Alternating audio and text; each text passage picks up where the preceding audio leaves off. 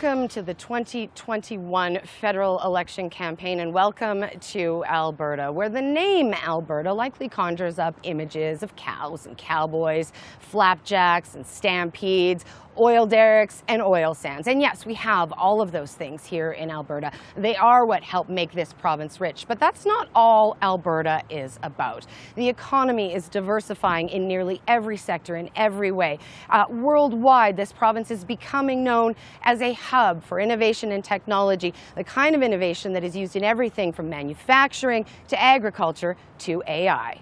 Alberta has some unique challenges as well when it comes to the federal political landscape. So we've compiled a group of experts, people in journalism, academics, those in the political realm, those who used to be in the political realm, to help us break down some of those unique issues. Well, I'm a pollster. A lot of people think I'm a pollsterer, but no, actually I do public opinion research. Been working in Alberta for many, many years. Alberta really is my focus and my specialty. In the political world, I do all sorts of stuff. I cover Alberta politics, I cover energy policy, I've written on nuclear policy, I've done Canadian foreign policy. If asked to sum up the relationship between the province of Alberta and Ottawa, love-hate might come to mind. Historically speaking, Alberta's provincial leaders do love to hate just about every policy or program put forward by a Liberal government in Ottawa. Though I don't think that's what that phrase actually means. I do think despite any migration or growing urbanization, there is something in the Alberta identity that just loves to hate the Liberals. Maybe hate's a strong word, but dislike Liberals as a bit of a provincial pastime. And I don't know if that's something that you sign on to when you move here. At the very least, I think it's fair to say that as relationships go, it's complicated. Well, you know, when I'm outside of Alberta and I'm trying to explain Alberta to people, one of the things I really stress is how diverse the population is. So there's all these stereotypes, strong stereotypes about Alberta, about how conservative we are, and yes, there's a higher proportion of conservatives here than elsewhere, but people don't understand that there's a lot of diversity within the population. Calgary and Edmonton, for instance, those cities are so different politically speaking. They have very different political values and vote quite differently.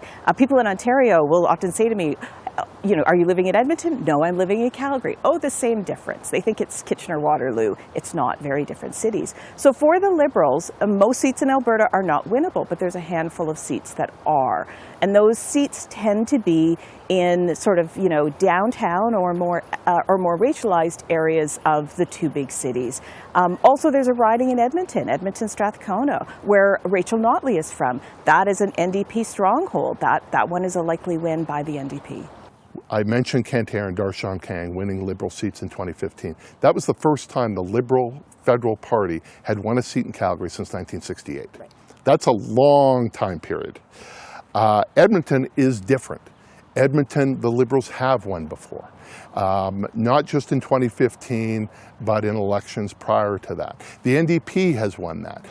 Out of Alberta's 34 electoral seats, the Liberals took 4 across the province in 2015. Gaining the 2 in Calgary was a breakthrough after a decades-long drought. But in a subsequent federal election in 2019, Liberal support dried up once again. All but one riding went back to the Conservatives. The lone outlier, a riding in Edmonton that went to the NDP. So there's a couple things to remember in Alberta is that this place is a little weird. You have to either be a truly exceptional Liberal or an entirely ordinary Conservative in order to win a seat in Alberta. There have been truly exceptional Liberals. The types of Liberals who have managed to break through the Alberta anti-Liberal firewall are the kinds of Liberals who typically have come up through the Alberta Liberal Party provincially, and they're Liberals who have spent many, many, many years building local constituencies. They've built local bases. Kent-Hare is probably the most well-known of these. You know, nobody glad hands like Kent-Hare. That guy knows how to work a crowd. If you have spent any time in Alberta politics, you've met Kent-Hare 3 times, at a minimum. At a minimum, he's everywhere. Point being is that this is still a pretty tough road to for any non-conservative candidate to ride up. I would say operating in the Liberals' benefit to some extent is going to be a high level of dissatisfaction with the UCP government.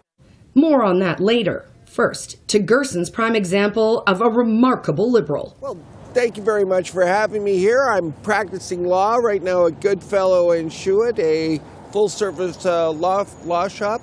But I'm also in full recovering politician mode after spending a dozen years sort of as an MLA, as a member of parliament, and fully enjoying sort of following the ongoings of what this federal election means and how it connects with the people here in this city. Hare broke through the firewall to take his seat in Justin Trudeau's Liberal cabinet, representing a riding in downtown Calgary, no less.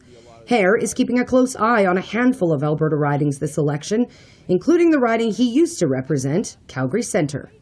Calgary Centre is like all other urban centres across the nation. It's young, it tends to be more progressive, it understands the dynamics between climate change and a strong economy and moving those issues forward. I think in 2015 there was a real positive message being sent on behalf of the federal Liberals, and I rode that momentum. And 2019 was a more difficult task. Well, I've always believed that Albertans are less conservatives than they tend to vote. And that's just more the dynamic here. They're home team conservative. Like I cheer for the Calgary Flames, most Albertans cheer for the Conservatives, but when you take away sort of policy options and attribute them to one party or another, you know, the polling on issues is fairly similar. When you put a label on it, it becomes more difficult. That being said, I am of the opinion that Alberta is becoming more of a diverse place of political thought. While the Liberal camp will be watching these key ridings for gains, the other parties also see them as key battlegrounds. When you get to Calgary and Edmonton and you look at the ridings that are either covering one of the universities or in the city centre, those tend to be more progressive.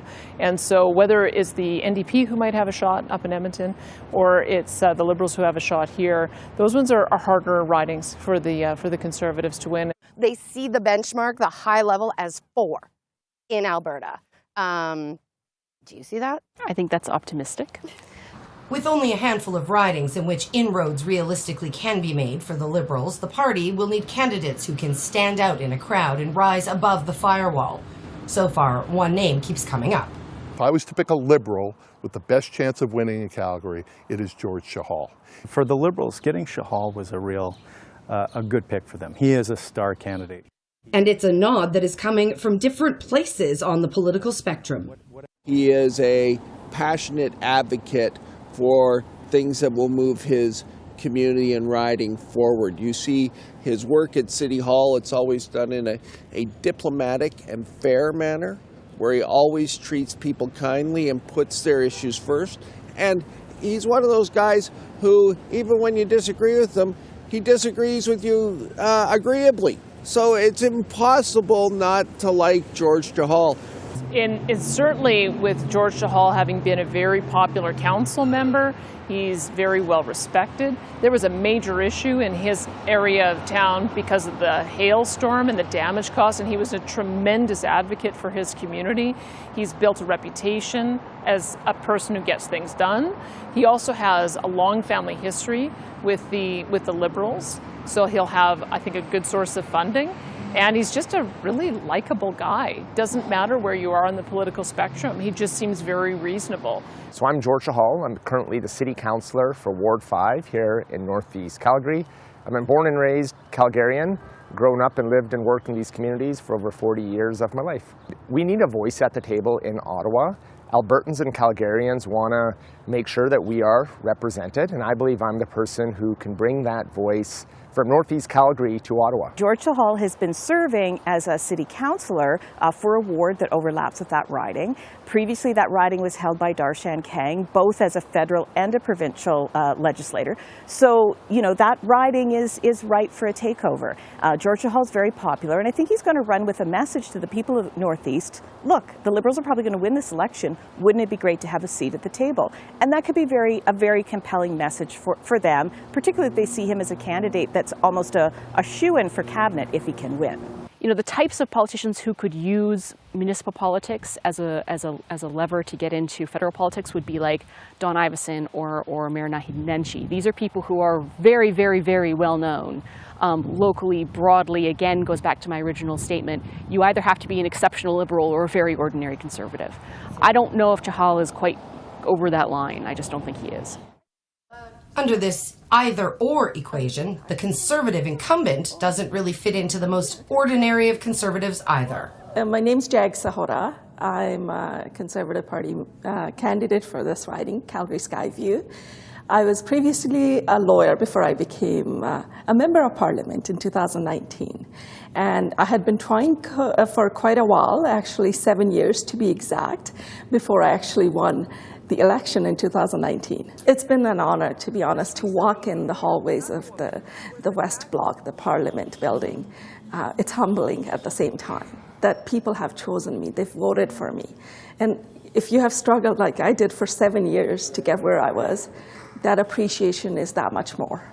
And I'm very thankful for this opportunity. So I do everything from my heart. Like, if somebody calls me, I pick up the phone and call them back. And they'll be like, is this seriously Sahora? I'm like, yes, because you're my bosses. This is what I tell people at the doors. I'm talking to my boss.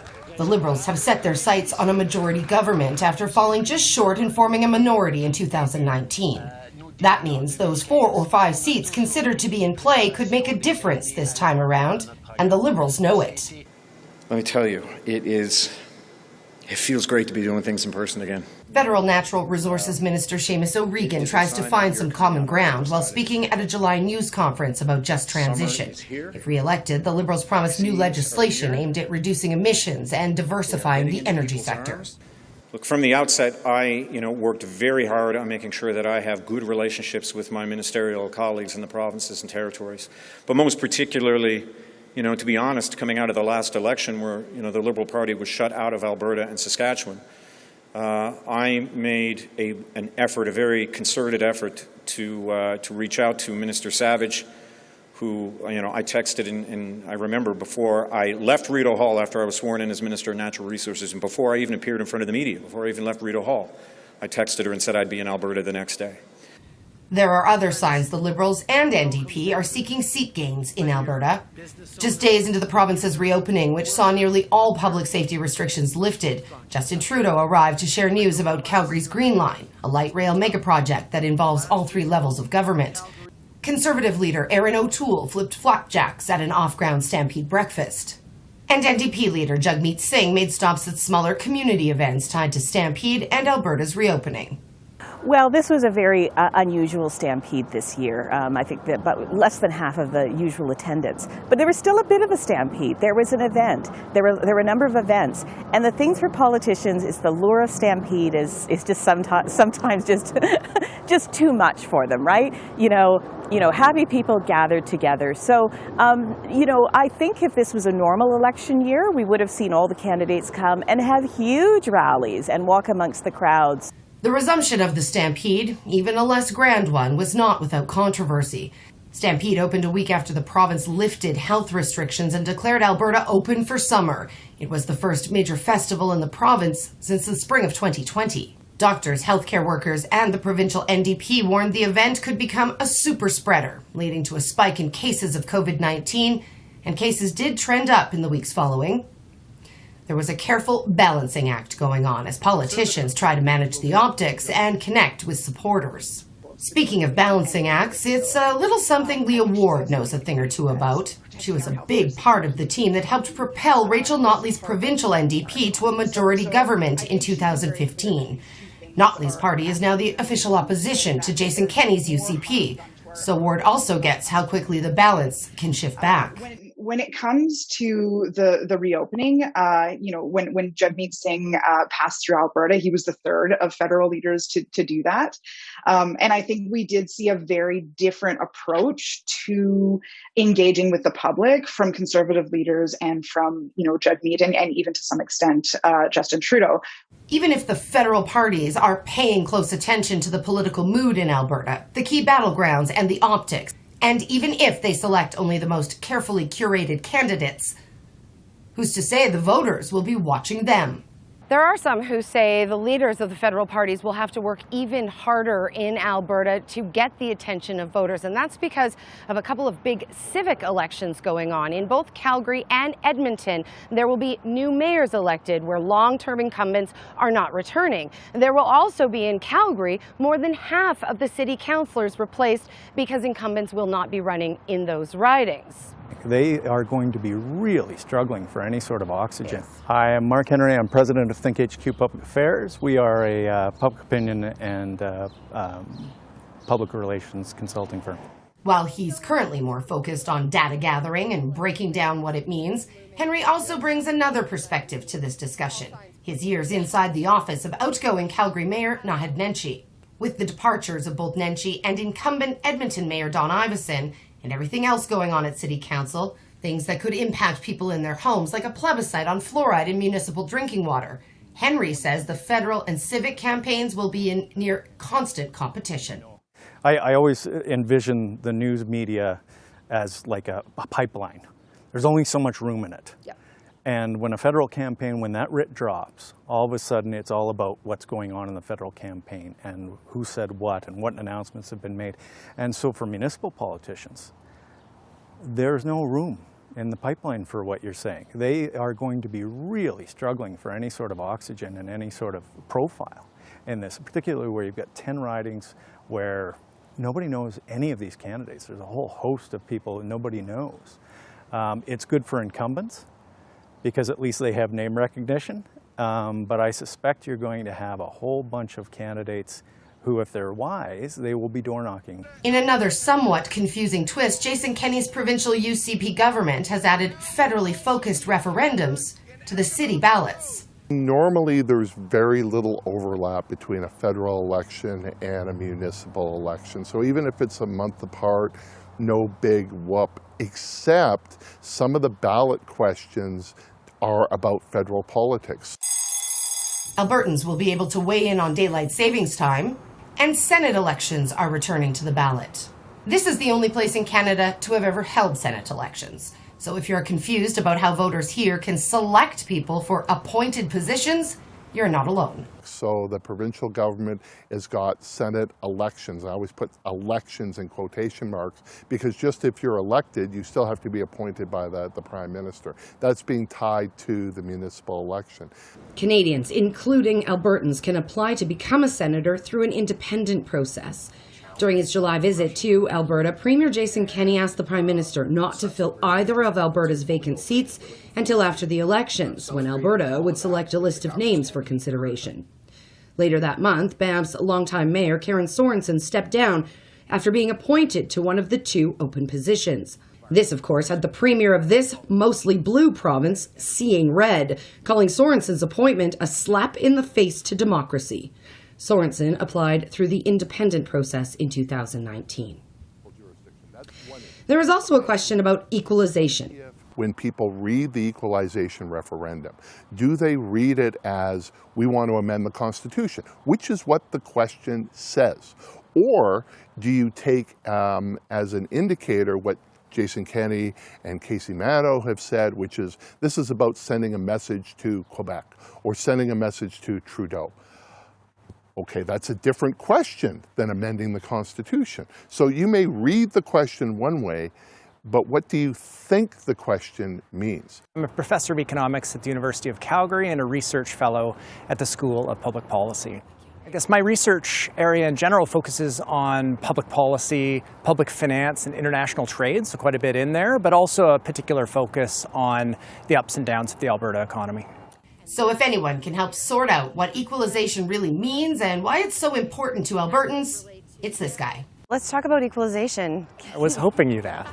Some provinces are richer than others. Some have younger populations, higher employment rates, higher average wages. And in those higher income provinces, it's just easier to raise revenue and easier to pay for public services. So equalization is a federal program that provides targeted transfers to lower income provinces to help ensure they can have normal levels of public services without having to resort to abnormally high rates of taxation. And that's basically it. So it brings up provinces like in the Maritimes, Manitoba, and Quebec that have below average levels of economic activity, lower than average levels of income, and it helps them ensure that their health and education systems are on par with the rest of the country. Contrary to, I guess, a widespread misperception, provinces don't transfer to each other at all. We, as Canadians, pay Canadian federal taxes, and then the Canadian federal government transfers to lower income provinces to help them deliver health and education. And while Albertans answer questions about the transfer of wealth, the big question many are asking is about the province's recovery and whether it's on track. Toom says it is, and in some sectors rebounding faster than expected. Which leads us back to that earlier point about the level of satisfaction or dissatisfaction with Alberta's provincial government. One struggling sector is agriculture. Dozens of counties have declared local states of agriculture disaster due to drought. The Premier pledged more than $100 million in relief and has asked the federal government to commit $200 million more. In terms of Alberta's COVID management strategy, there are public cries that the province has gone too far in eliminating contact tracing and mandatory isolation for positive cases, just as kids, many under 12 and not eligible for vaccination, return to school. Criticism is coming from some doctors here, the Canadian Pediatric Society, and the Federal Minister of Health. We're not going to take lectures from Minister Hadju, particularly when it appears that she and her boss, Justin Trudeau, are hell-bent on a federal election campaign.